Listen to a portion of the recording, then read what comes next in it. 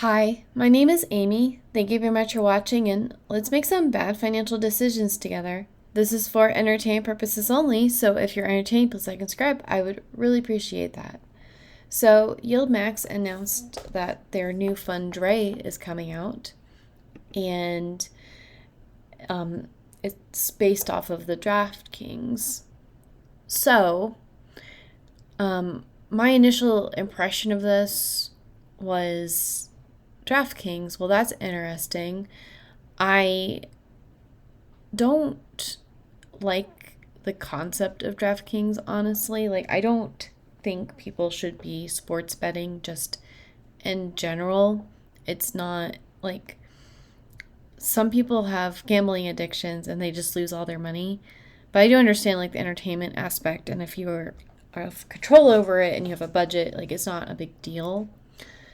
But I just think about all the statistics that I've seen of like people would rather sports bet than invest, and I think it's just in general better to invest than do sports betting. But then I remembered that like a lot of years ago I was actually researching YieldMax. And my logic at the time was, well, even if there's a recession, people are still going to spend on their vices, like their tobacco addiction, their gambling addiction, hotels and vacations, and, defense spending, and like all these things that you would have to be in very dire straits to give up any of this stuff.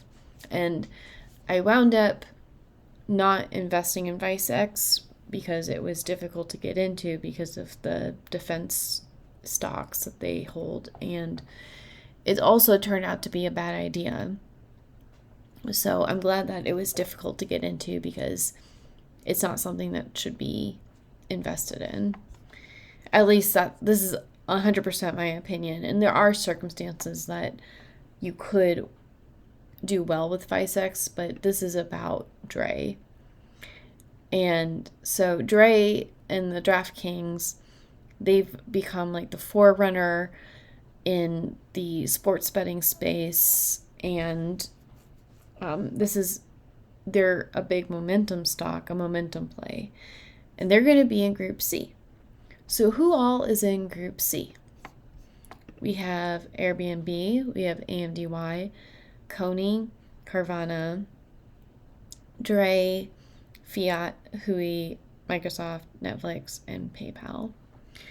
So I think this is an interesting group because, like, I don't want to be invested in Carvana. I would be happy if it was in Feet, but I don't want to be in it.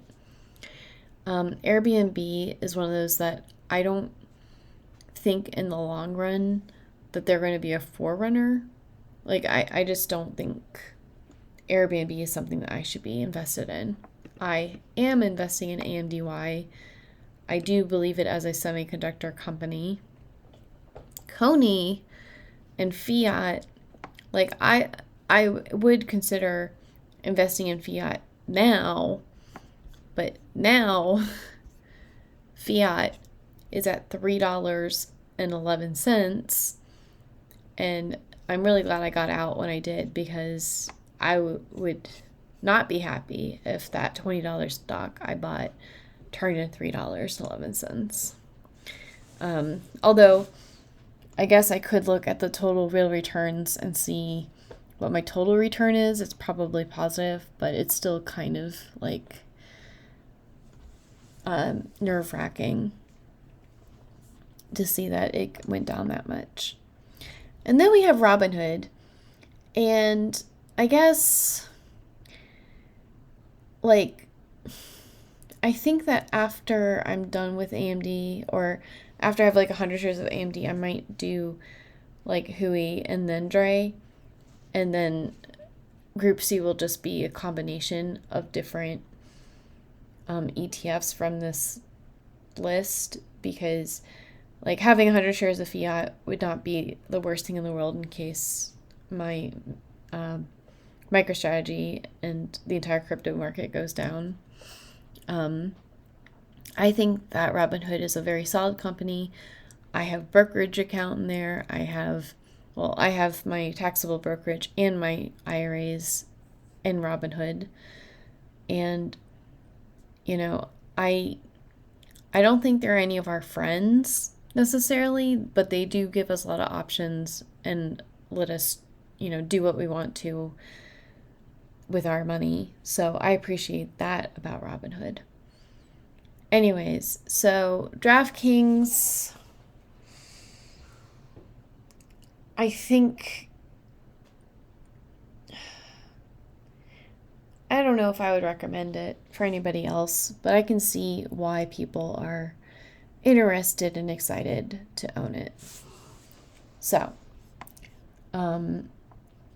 I just want to let you all know that this Friday I am going to be talking with Brad and the ambassador of Quan about Misty IMIS and MS2. So if you want to know about our opinions on these MicroStrategy related products, Friday on July 18th at 12 p.m. Eastern Time, we'll be there. And then I think last time at the very end, he brought people up from the audience and allowed them to ask questions. So if you have any burning questions for us, you may come. And yeah, so what do you all think about DraftKings? Will you be investing in it? Also, in this email, we had the distribution rates that you can see and then the return of capital estimate, because we won't know what the return of capital actually is until we get our tax documents at the end of the year. But it's interesting that like the target 12 funds, specifically RNTY, only has like a 53% return of capital, whereas a lot of these other ones have like in the high 90s, almost 100% return of capital estimations. So the way that you get this email is if you go to the YieldMax ETF's site and you do the contact us form. It's not very intuitive. You don't even have to ask a question, but you could say like, please add me to the email list, but you automatically get added to their mailing list. And that's how we got this information. So anyways, again, are you excited about DraftKings? And I'll talk to you later. Bye.